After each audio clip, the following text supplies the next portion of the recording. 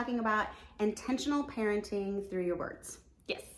Sometimes in this house we call it brainwashing. That's usually what we call it. That's what we call it. And I thought, well, I really don't want to call it that because I might, offend somebody. Ooh, they brainwash their children.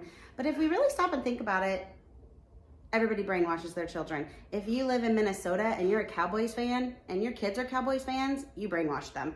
So intentional parenting through words is kind of where we wanted to jump off our Healmore Girls episode. So welcome to episode 2.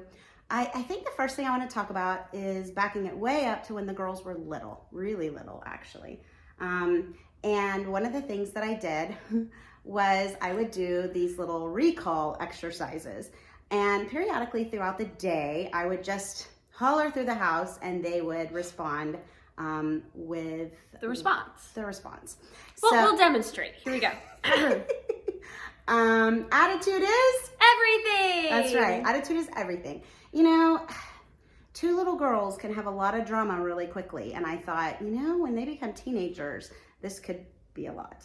So what I always wanted when I started, when I became a mom and just started thinking about parenting was having kids that grew up to be wonderful adults and people that other people wanted to be around.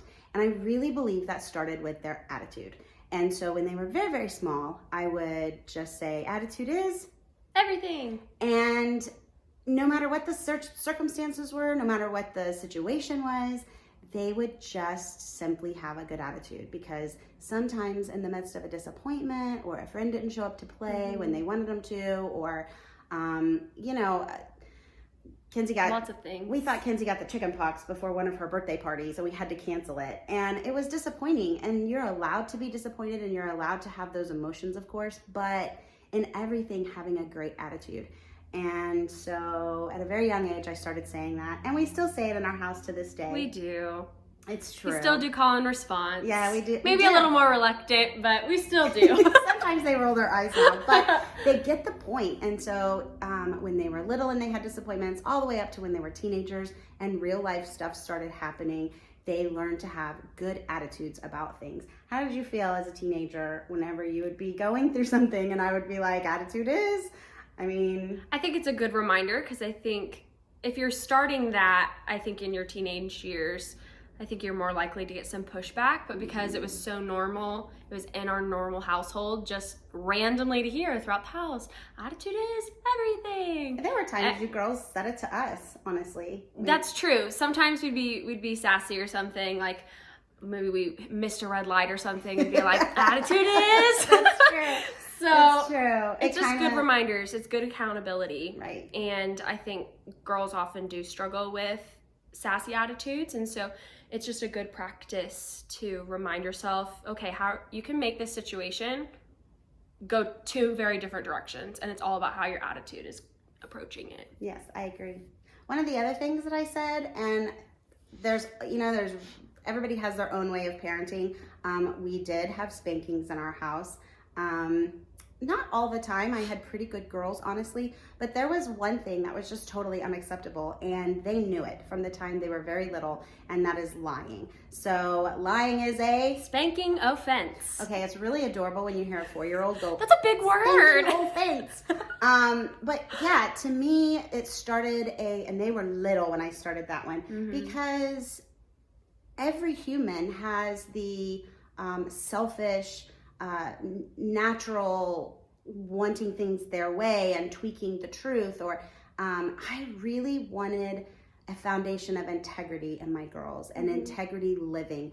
And so I wanted them to know that lying is pretty much one of the worst. Never okay. Yeah, pretty much one of the worst things that you can do in our home is to lie. And so they just knew growing up that lying was a spanking offense. Well, and I think something else about lying is we had a very trust-built foundation in our home.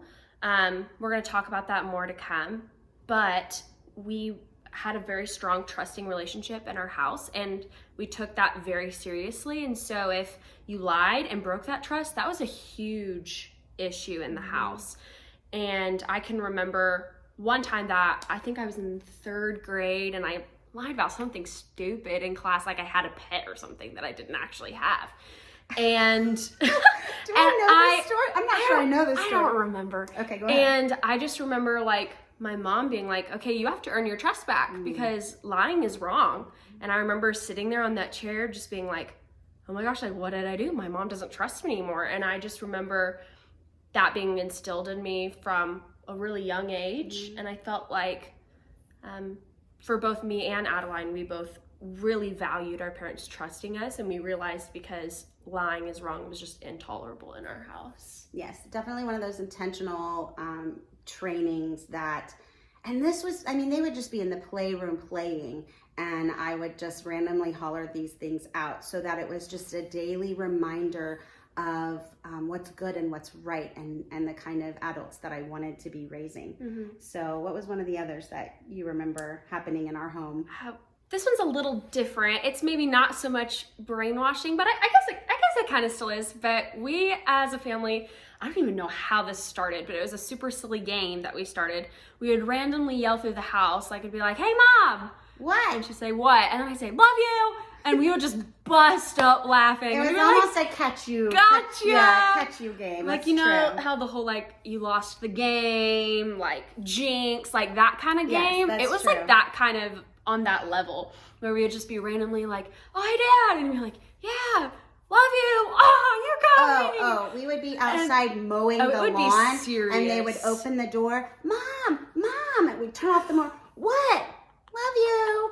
And that it was definitely, but I do think that would fit under the brainwashing because we really tried to instill a loving environment. As cheesy as that, we are the cheesy family. If there's anything that you're going to learn through this, we're very cheesy. We're very cheesy, but that's okay. Cheesy's good. Cheesy's a good thing. Cheesy's good. It's a good way to raise your kids. We still do that. Literally, maybe last week, I randomly yelled. I had friends over, and I said, "Hey, Dad!" And he goes, "What?" And I said, "Love you." And he goes, "Really?" Because it's just random. It's just fun, and it really instills like a good, healthy, loving relationship in our house without even sitting down and being like, "I love you." You know, like it's lighthearted and fun and silly, but you still know that it's meaningful. Exactly. And it definitely helps build the foundation that we tried to build from a very young age. And there's just levels of that. And then, of course, I think probably one of the biggest ones that we did in our home every day, Mackenzie started preschool at about 4 at a little private preschool in Platte City, Missouri. Hi, Miss Peggy, if you're out there watching, we love you. We love you. And she was so tiny to go off for just a couple of hours. Like 3 times. It was like Monday, Wednesday, Friday for just a couple of hours. This little adorable house that they had turned into a preschool. And of course, it was hard for Mama to drop her off. But I just, when she walked through those doors, I said to her, "Be sweet, have fun, do everything like you're doing it for Jesus." And it became something that... It's like our motto. Yes, I would agree with that. It became something that I said every day when they walked out the door to go to school. When they got older and started driving and they would drive off, I would just say, "Be sweet." And then, you know, some days were busy or whatever, and they'd get a text once they got to school. I did not text them while they were driving. And they would grab their phone as they were getting out of the car, and Mom had said, "Be sweet, have fun, do everything like you're doing for Jesus." And on up, even into college. And when you moved off to New York as a big 22, 23-year-old to live on your own, Mom would randomly text, "Be sweet, have fun, do everything like you're doing it for Jesus." And when it was little, I taught it, I would break it down. Sometimes over dinner, we would break it down and we would talk about what each one of those phrases meant. And then when they got older, really digging into the scripture and saying, what does it mean to do everything like you're doing it for Jesus? Bringing integrity into your life.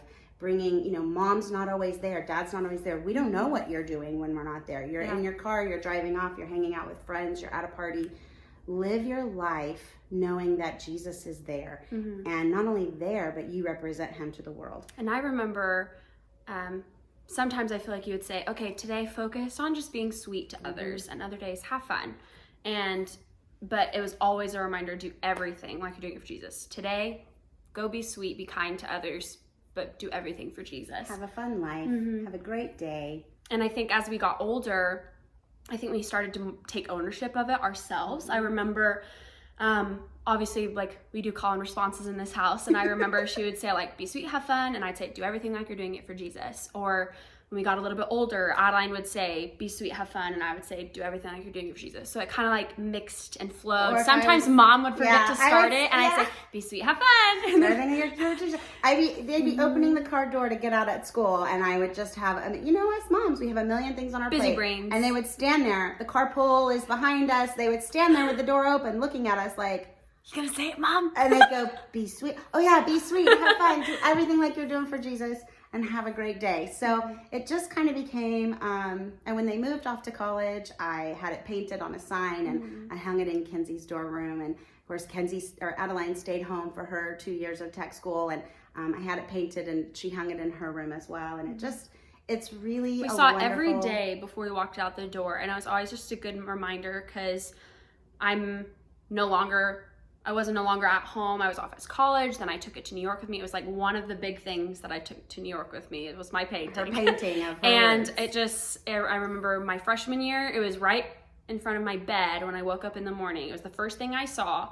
And then, because I shared a room, so I didn't want to like put it on the door and take up half the dorm room. So I had it right above my bed. But then as I had my own room, my junior and senior year, I had it right by my door as I walked out into our living room, and I saw it every day, and it was just such a good reminder. And then when I went to New York City, I hung it also in my room right by my door. And I think what's really cool about that is I didn't have Christian roommates at the time, and sometimes they'd come in my room to like check and see if like the heater was on, or just like check up on stuff whenever I was at home.